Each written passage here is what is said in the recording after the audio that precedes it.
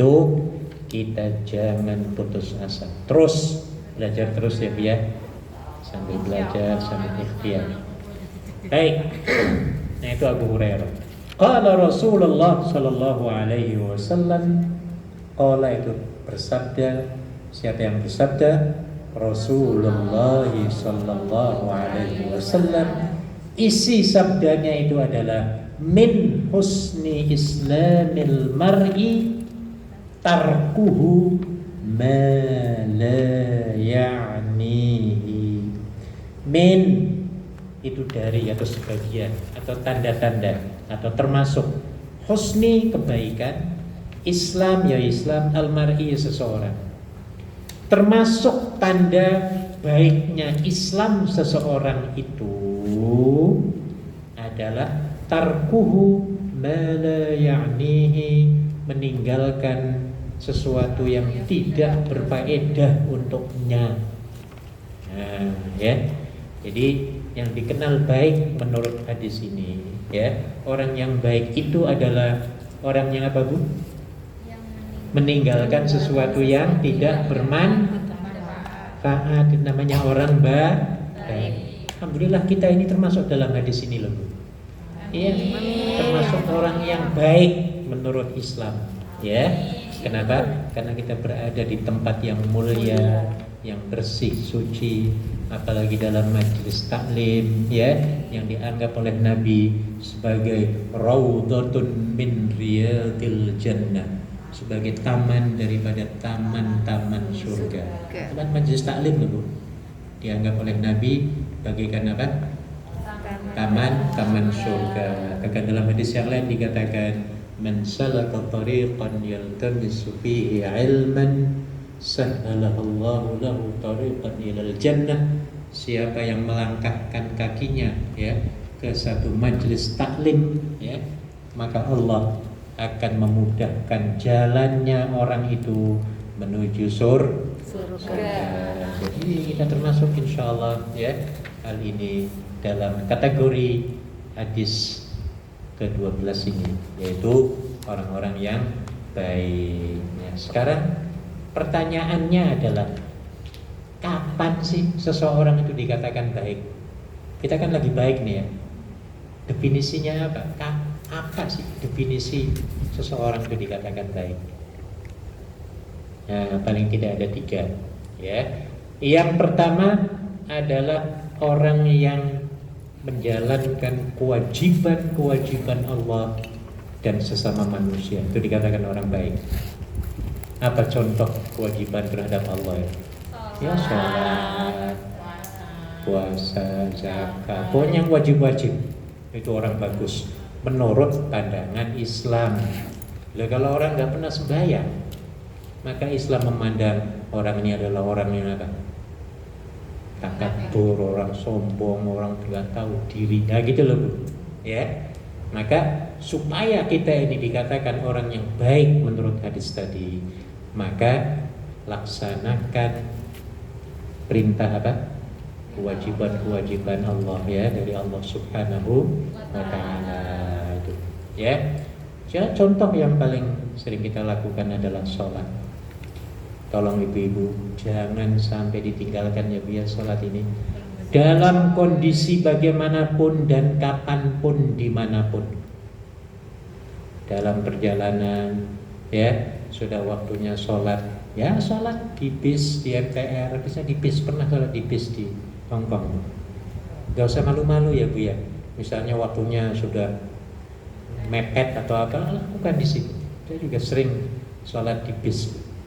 Kalau dari sini ke Yunlong ke sini, dari sana asar misalnya, belum asar sampai di sini mau maghrib, wah sholat aja udah di perjalanan, ya. Tapi kita udah siap-siap wudu maksudnya, ya. Jangan malu-malu kita melaksanakan apa? Sholat. Di pesawat juga demikian, nggak usah malu-malu Bu. Kiri kanan ada orang bule, orang hitam, Bismillah sholat ya Bu ya. Lakukan kewajiban. Saya yakin sebenarnya mereka juga akan menyaluti kita kalau kita melakukan sholat. Saya pernah dulu ya perjalanan dari Kuala Lumpur ke Australia ya.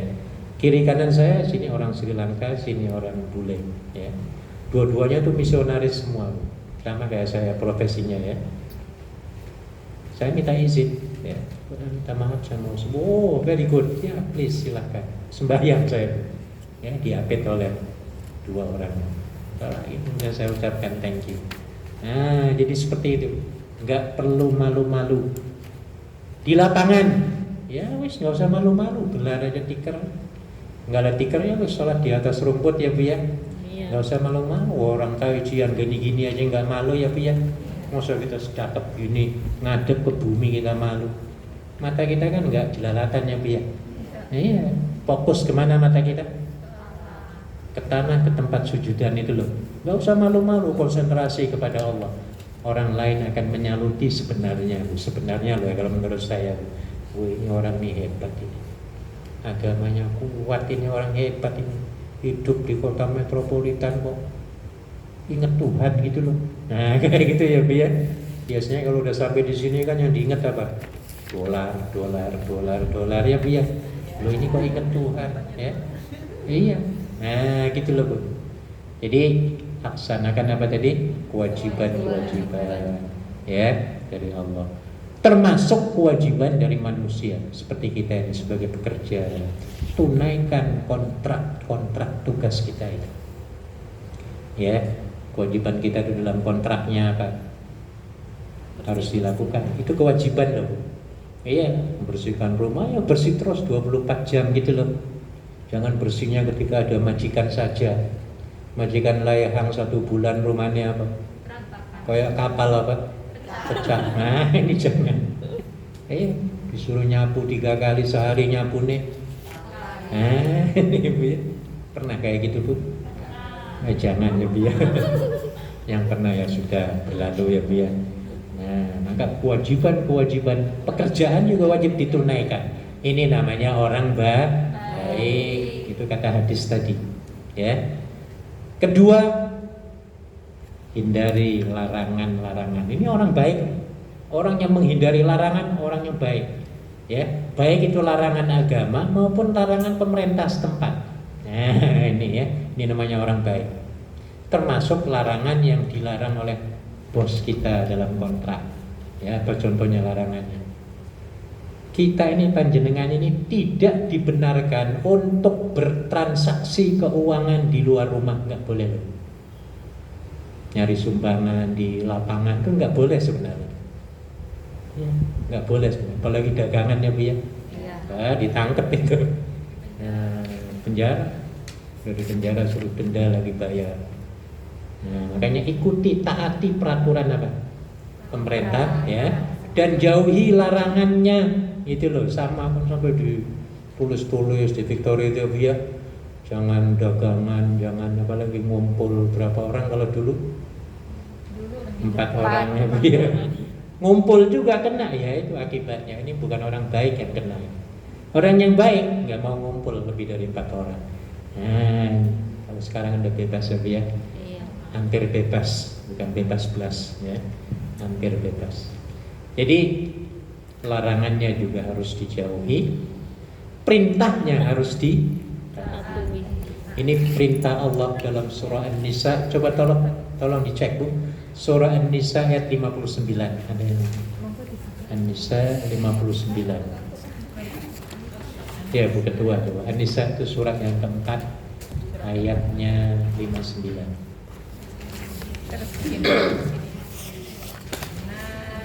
Paling akhir, ayat sebelah kiri paling akhir.